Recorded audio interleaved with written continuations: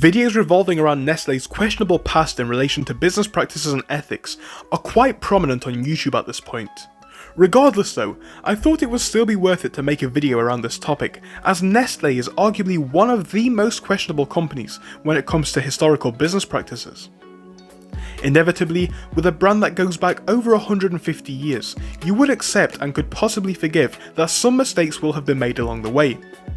The thing is though, Nestle is a bit different, as despite the brand's longevity and success, there have been several accusations of unethical behaviour and exploitation, particularly in relation to the developing world and emerging countries. Make sure you're sitting comfortable for this one, as we're about to explore the widespread historical evil of Nestle, looking at some of the biggest issues which have plagued the brand over its history. We're going to start off with one of the most well-known and most disturbing issues surrounding Nestle, which is the marketing of infant formula in developing countries. For this, we need to initially travel back to the 1970s and 80s, where the company was accused of aggressively marketing its baby formula to mothers in poor communities, even going as far as to say it beats breast milk in terms of nutrition. This inevitably encouraged mothers to switch from breastfeeding to the Nestle formula. I mean, it makes sense, right? Who would not want to feed their baby with the most nutritious source? But this is where the problems start to begin. The trouble is, at the time Nestle's formula was simply unaffordable and actually of lower overall quality than breast milk, which means that mothers were convinced into buying an overpriced product which was far worse than something that they could make completely for free. For obvious reasons therefore, this marketing campaign was widely and rightly criticised for contributing to health problems and malnutrition in these communities. Essentially, mothers were convinced by a big brand to do wrong by their children under a false pretense that they were actually making positive changes. Honestly, there's no way that Nestle could have not known about the dangerous effects of their campaign. And this shows one of the most significant breaches of trust from a big brand, which we have seen in recent years. Not only did they commit to a dangerous advertising scheme, but they ultimately risked the lives of the most desperate and destitute children in the whole world, and made a financial killing doing so. And whilst baby milk can be beneficial in areas for a child's development, it also needs to be marketed correctly. But since the baby milk scandal, Nestle has done nothing but double down on its existing market share. For example, since the 2008 baby milk scandal in China, Nestle has actually quadrupled its market share in the Chinese baby formula space.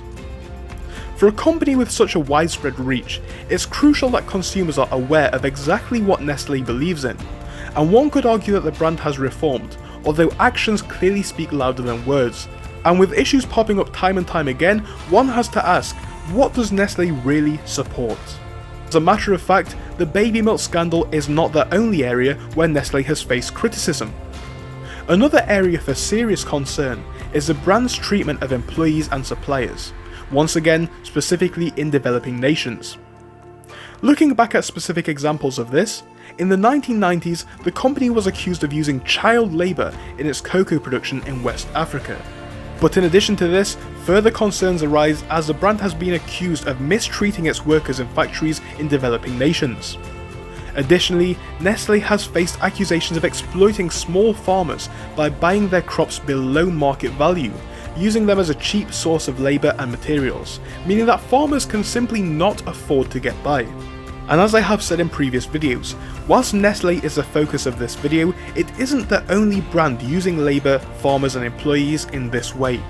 This, however, doesn't mean that these practices are acceptable, as brands like Nestle indeed need to be held accountable for the choices that they make, as many of these practices simply do not align with the beliefs of customers. But don't worry, because of unethical production, baby milk scandals and misuse of staff isn't enough, Nestle has also faced criticism for its environmental practices, as the company has been accused of exploiting water sources in areas of water scarcity, further taking away from an environment which is already suffering.